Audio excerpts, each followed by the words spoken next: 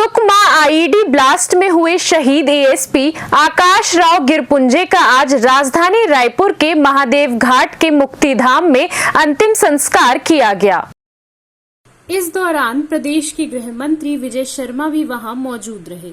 इस दौरान उन्होंने बताया कि एएसपी आकाश राव गिरपुंजे बहुत ही वीर अधिकारी थे। उन्हें पहले भी कई अवार्ड मिल चुके थे। अभी भी स्थानांतरण के विषय पर उन्होंने कहा कि उन्हें लाल आतंक के समापन को पूर्णता तक पहुंचाना है, इसीलिए मैं कहीं नहीं जाऊंगा, इस काम को आगे बढ़ाऊंगा। ये कहकर उन्होंने अपनी स्थानांतरण की प्रक्रिया को स्वयं खारिज किया था। वह किसी भी सूचना पर तुरंत एक्शन लेते थे, खुद आगे बढ़कर काम करते थे।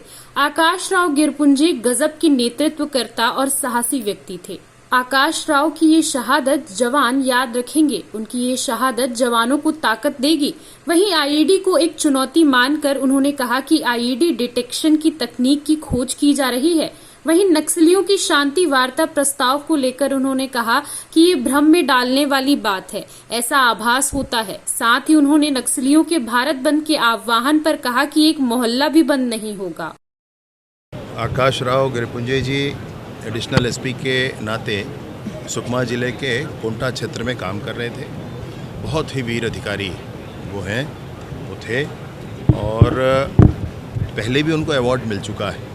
अभी भी स्थानांतरण के विषय पर उन्होंने कहा कि मुझे इस लाल आतंक के समापन के अभियान को पूर्णता तक पहुंचाना है, इसलिए मैं कहीं नहीं जाऊंगा, मैं इस काम को आगे बढ़ाऊंगा।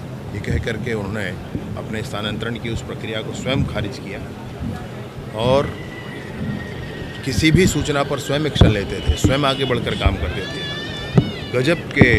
गजब के नेतृत्वकर्ता, गजब के साहसी व्यक्ति थे। जो कुछ हुआ है, परिवार को ईश्वर संबल प्रदान करे।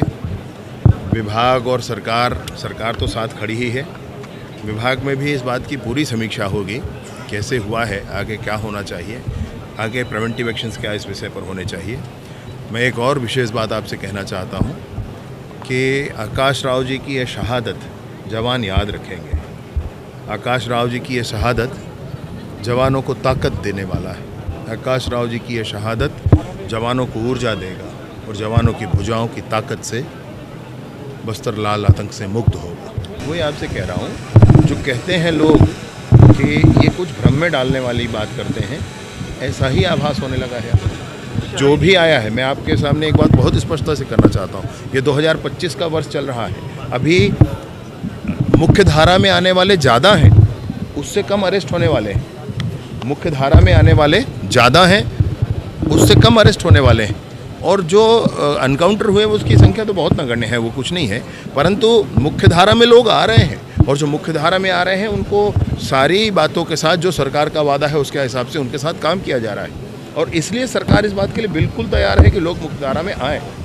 सरकार का इसमें बिल्कुल स्पष्ट एजेंडा है, इसमें कोई विषय नहीं। पूरी कोशिश हम लोग आईडी डिटेक्शन के मैकेनिज़्म पर कर रहे हैं, पूरी दुनिया में खोज रहे हैं जहाँ पर भी मिल जाए, परंतु आईडी डिटेक्शन का अभी कोई मैकेनिज़्म मिलता नहीं है। और इसलिए जो मैनुअल एक्सपीरियंस बेस्ड जो कुछ भी होता है उसी आधार पर करना होता है। इसलिए मैं ज़रूर ये कहना चाहूँगा कि हमारे फोर्सेस को भी इसमें प्रिवेंशन लेना ही है और आगे लेना है।